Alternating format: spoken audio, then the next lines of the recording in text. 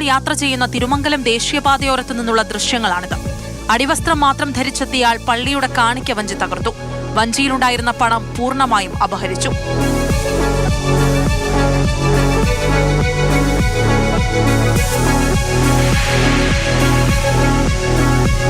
വാഹനങ്ങൾ കടന്നുപോകുന്ന സമയത്ത് കള്ളൻ പള്ളിയുടെ മതിലിന് സമീപം ഒളിച്ചിരിക്കും.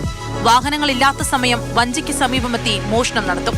വഞ്ചിക്ക് മുകളിലുണ്ടായിരുന്ന CCTV ക്യാമറ ചെയ്തികളെല്ലാം ഒപ്പിയെടുക്കുന്നത് കള്ളൻ അറിഞ്ഞിരുന്നില്ല.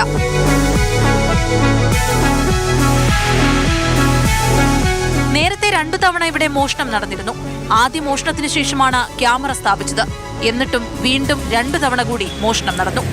ഇത് ഇപ്പൊ 2-3 പ്രാവശ്യമായി. ഇപ്പം ഒരു 1.5 കൊല്ലത്തിലൊക്കെ 3ാമത്തെ പ്രാവശ്യമാണ് വിഷ്വൽസ് കിട്ടിയത്. വിഷ്വൽസ് കിട്ടിക്കഴിഞ്ഞപ്പോൾ വിഷ്വൽസ് ഞങ്ങൾ പോലീസ് സ്റ്റേഷനിലേക്ക് കൈമാറ്റം ചെയ്തിട്ടുണ്ട്.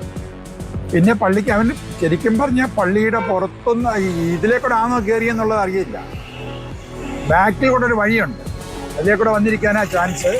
പള്ളി കമ്മിറ്റി ഭാരവാഹികളുടെ പരാതിയിൽ കൊട്ടാരക്കര പോലീസ് കേസെടുത്ത് അന്വേഷണം തുടങ്ങിയിട്ടുണ്ട്.